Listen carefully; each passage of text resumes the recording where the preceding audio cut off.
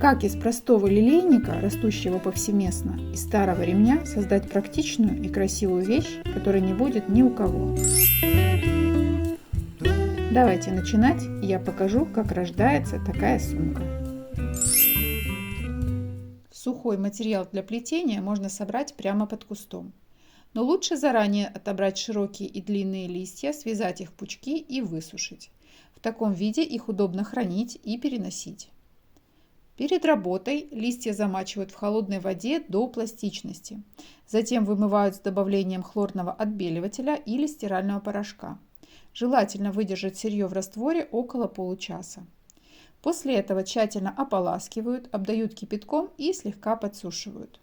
В дело идет гибкий эластичный материал, чуть резиновый на ощупь. Основой будущей сумки будет вот такая вот круглая плоская циновка, которая сделана из очень длинной цепочки, сплетенной из листьев лилейника. Для начала плетения нам нужен будет гвоздик со шляпкой. Можно купить вот такие в канцелярских товарах. Втыкаем этот гвоздь в какое-то основание, например, это старая книга или деревянная вот такая вот площадка. Итак, взяли 3 листа, перегнули их примерно пополам, задеваем за гвоздик и начинаем плести самую обычную косичку. Плести с опорой на гвоздик гораздо удобнее, быстрее. Косичка получается натянутая, ровная, она не проворачивается. Вы можете контролировать натяжение.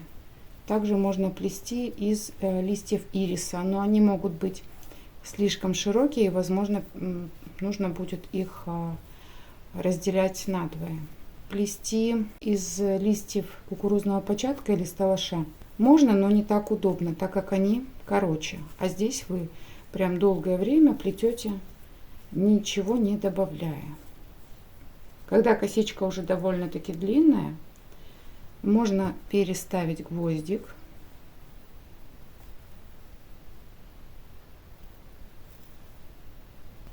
и продолжать плести до того момента, пока какая-то из сторон не станет тонкой.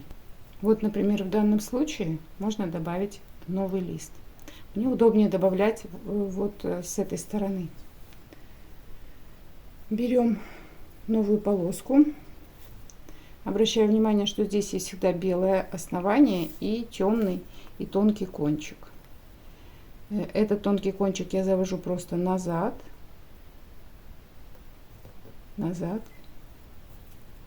и подплетаю. Таким образом, быстро и без всяких вот здесь вот дефектов получается плетение. Таким образом можно быстро плести много метров косички. Ориентировочно вот на такую вещь у меня ушло 18 метров. Во время плетения лучше давать косе высохнуть, для того, чтобы просто не испортить готовое сырье. Когда она будет просто лежать на воздухе, превратится вот в такую сухую. Но для того, чтобы собрать готовое изделие, ее нужно будет обязательно увлажнить. Начинаем собирать такое круглое изделие из центра, вот отсюда. Для этого находим тот самый кончик, который мы заводили за гвоздь. И берем иголку с ниткой. Я буду шить обычными нитками швейными, но в 4 сложения. Вот здесь делаем узелочек, заводим вот сюда иглу и обязательно делаем вот такой вот захват. Вот так. Подцепляем. Вот. Дальше нам нужно сделать вот такую улиточку. Вот таким образом. Держим косичку бочком. Это самое важное в данном случае. Собираем так, чтобы нам был виден только бочок, боковая часть цепочки. И делаем примерно 5-6 проворотов. Так, ну я думаю, этого будет достаточно. 1, 2, 3, 4, 5, 6, 7 рядов делаем. И следим, чтобы у нас получился ровный кружочек. Затем здесь можно подколоть вот такой булавочкой, как бы зафиксировать.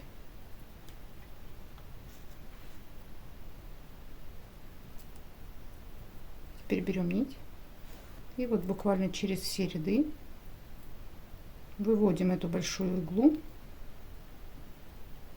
на край. Теперь таким же способом прокалываем и собираем вот так вот все ряды в единую плоскость. При шитье подтягиваем, чтобы потом при усушке здесь не получилось такой рыхлой поверхности. Теперь, когда мы закрепили центральную часть и привели ее к правильному кругу, будем делать следующий элемент вот такого ажурного вида. Для этого нам нужно будет каждый элемент вот этот вот вымерять, для того, чтобы потом получался следующий ровный круг. В моем случае каждый элемент был примерно 8 сантиметров, но потом я решила делать чем дальше, тем больше, то есть было 8, 9 и 10 сантиметров на каждый элемент. Вывела вот здесь нить, и от нити я замеряю 8 сантиметров. Здесь пальцами фиксирую это место и прикладываю вот сюда. Вот так. Затем делаю первый прокол через 2 косички. Вот так. И фиксирую это место сразу к предыдущему ряду или даже через 2. Вот так. Здесь я завожу нить под предыдущий ряд и вывожу вот здесь у основания этого элемента. Подтягиваю. Затем провожу иглу опять через эти 2 цепочки. Вот так. Завожу опять вот сюда, чтобы зафиксировать основательно это место. Вот. И вывожу цепочку, вывожу иглу вот здесь примерно через 1 сантиметр от вот этой цепочки. Так. Дальше все повторяется. Опять же, от нитки я беру 8 сантиметров, вот так, закрепляю пальчиками и привожу сюда. Единственный момент, который может быть важен для первого ряда, это то, что вот это расстояние, вот это, можно делать в первом ряду поменьше, для того, чтобы была большая густота вот в этой части. Вот. А дальше уже тут будет однозначно не меньше сантиметра.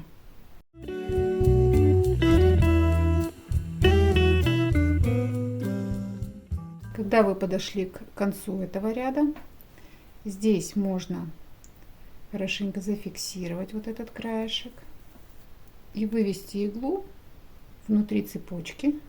Выводим нить вверх. Вот так. Дальше, смотрите, наша задача сделать вот такие вот круги просто из плотной цепочки. Здесь можно делать 3-4 ряда. Я делала в основном 3. То есть сейчас нужно, расправляя цепочку, выложить 3 круга вокруг вот этого ажурного ряда. Можно здесь фиксировать булавочкой. Вот здесь уже 3-й ряд пошел. И вот последний ряд желательно уже сколоть булавочками. Вот. Таким образом мы собрали. И дальше вот так через 3 ряда будем идти и просто фиксировать. Одновременно 3 эти косички и еще и распрямлять и подшивать вот этот элемент. Причем его лучше зафиксировать сразу в 2 местах. Вот в этом и вот в этом.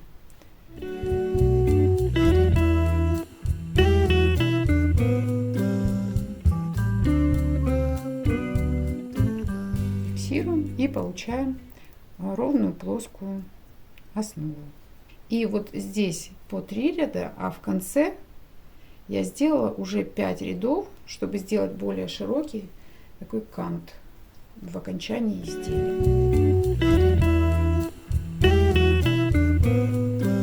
Как закончить изделие? Вот здесь я просто срезала косичку и зафиксировала ниткой. Нитка в более темных тонах.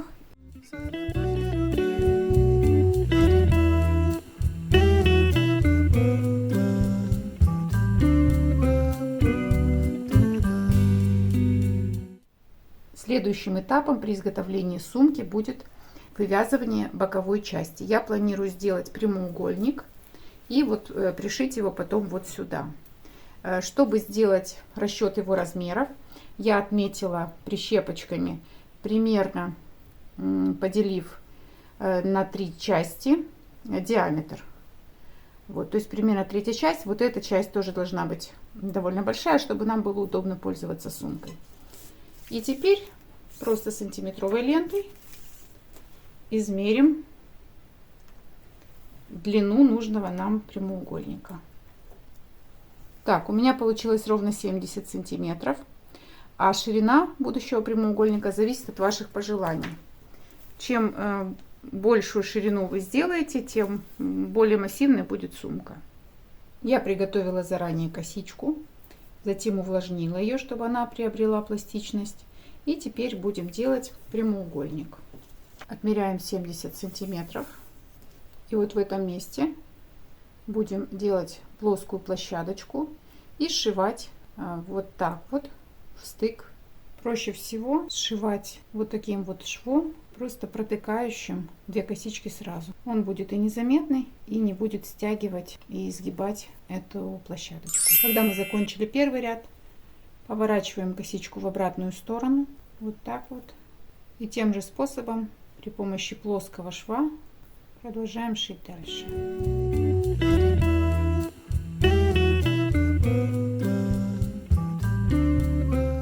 Итак, у нас есть 2 круглые детали и вот такая прямоугольная деталь для боковой части. Чтобы сделать сумку, мы можем просто пришить вот эту деталь вот сюда и получить вот такую ажурную сумку, если у вас именно такой план.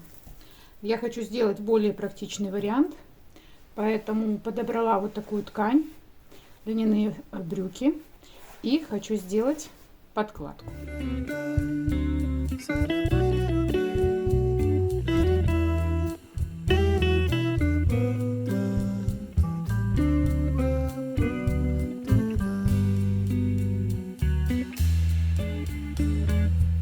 Готовые детали сшиваем при помощи плотной нитки в тон. Здесь нам нужно сшить детали под прямым углом. Соединяем их вот таким образом и сшиваем, захватывая несколько рядов в разные стороны туда и сюда. И желательно захватить ткань, чтобы было более плотное соединение здесь.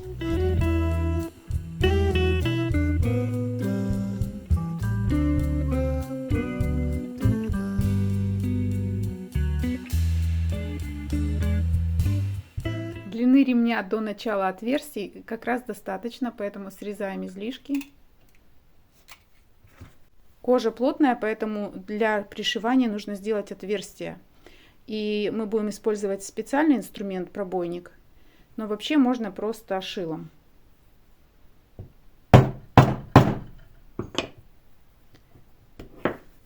Делаем расстояние между отверстиями 0,5 сантиметра.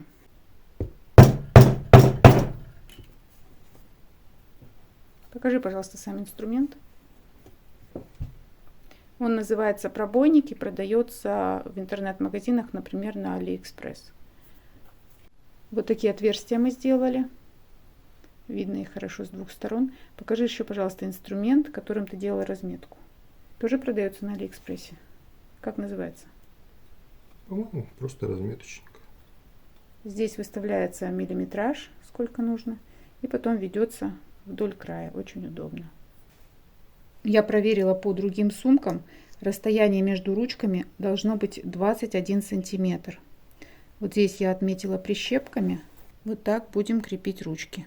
Буду пришивать ручку так, чтобы верхняя вот эта вот дырочка попала на первый ряд вот здесь, а вот эта попала примерно тоже не на отверстие, а на вот такую плотную плетеную часть.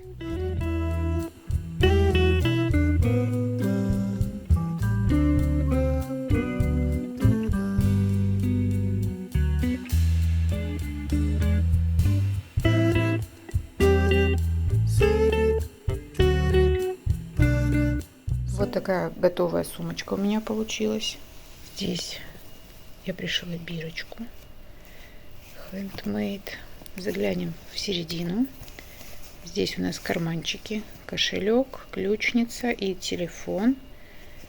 Удобная вместительная сумочка получилась. Кожаные ручки. Вот такой у нее объем. И вот такая практичная вещь.